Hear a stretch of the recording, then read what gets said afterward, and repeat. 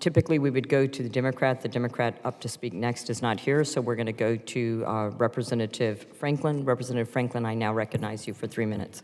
Thank you, Madam Chairman. This is a solemn morning, as you noted, as we recognize the 23rd anniversary of the attacks on 9/11.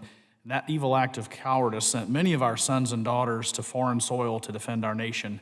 2 decades now and trillions of dollars spent. An entire generation at this point of our young men and women who answered the call to join our armed forces to defend our great nation. Many of them have now joined the ranks of veterans who served in previous eras. And it's the duty of this panel, our primary duty, I would argue, to ensure that these brave Americans receive the best care and the benefits they've earned.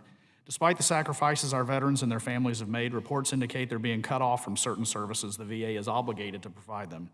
Recently, the VA has been pushing more veterans back into VA facilities from community care providers without consideration of continuity of care when deciding in a veteran's best medical interest.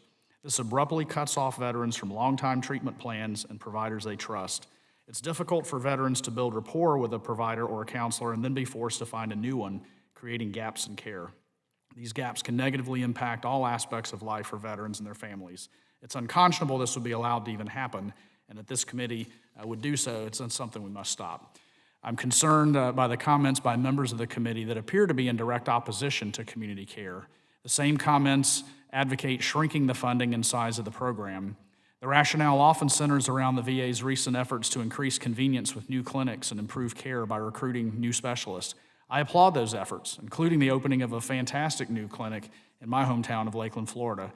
But I consider those efforts to be table stakes. The VA should always be striving to improve.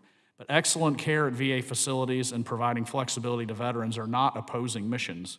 The VA must continue to improve care and expand convenience for our veterans. They deserve nothing less. But I believe, and I know many of my colleagues here agree, veterans should be able to choose the care that works best for them, whether that's inside the VA or out, especially for those who are already using community care.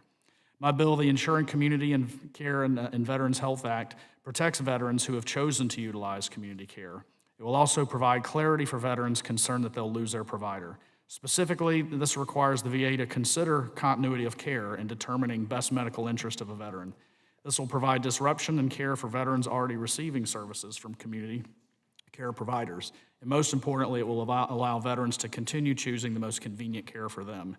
I'd like to thank the chairman for supporting this legislation, and I look forward to working with the community to mark up this bill in the coming days. I urge we take it to the House floor for a vote, and thank you, Madam Chair. I yield back.